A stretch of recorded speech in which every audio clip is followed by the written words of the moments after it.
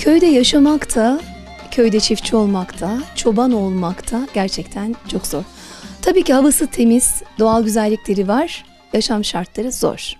Şimdi hem çobanlık yapan, koynununa, davarına bakan, reçberlikle bu köyde yıllarca bu köye emek veren bir isim var yanımızda efendim. Onların evine konuk olduk. Onur verdiniz, gurur verdiniz kızım. Çok memnun oldum. Çok sağ olun. Sağ olun. Biz teşekkür ederiz. Bir çobanı ziyaret etmek ne kadar mutluluk veriyor biliyor musunuz? Ne kadar güzel bir şey.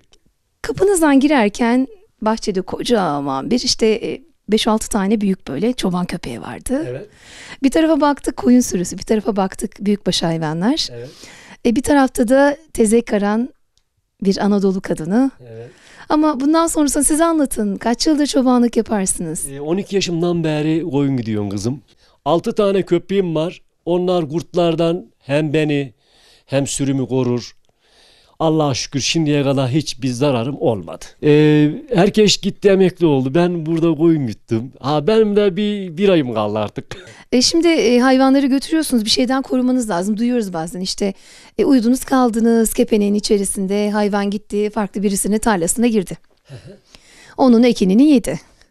Ondan sonra zarar keserler, muhtara giderler. Bir sürü şey var. Evet. Gece hiç uyumuyor musunuz hayvanı başında? Hiç uyuyamayız.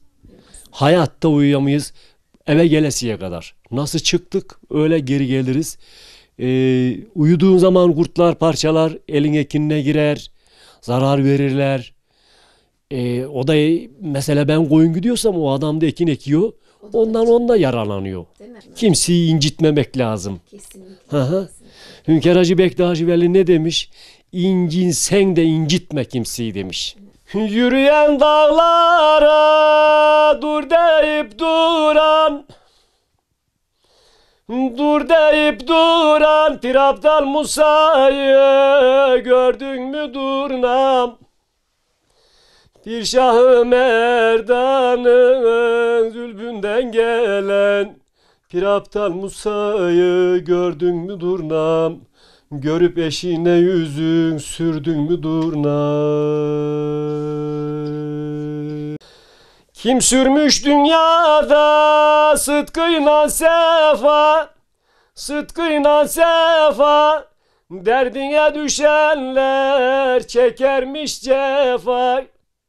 Mekke'de yatıyor Muhammed Mustafa, Mekke'de yatıyor Muhammed Mustafa. Onun da dergahına yüzün sürdün mü durnam?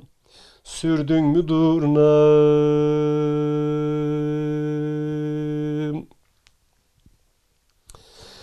Efendim bizleri sıraya yazan, sıraya yazan, yer gök melekleri durdu niyaza. Necef'te yatıyor Ali Murtaza, Necef'te yatıyor Ali Murtaza. Onun da dergahına yüzün sürdün mü durnam?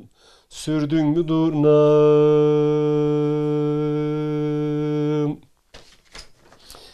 Seyyidüryan dedem pir söyler bize, pir söyler bize. Aldı yüreğimi gamıyla sızı. Selman'ın eline sormaz nergizi, Selman'ın eline sormaz nergizi. Kim verdi sevdiğim gördün mü durnam? Gördün mü durnam? Gördün mü durnam? Allah razı olsun. Siz mi yazdınız bunu?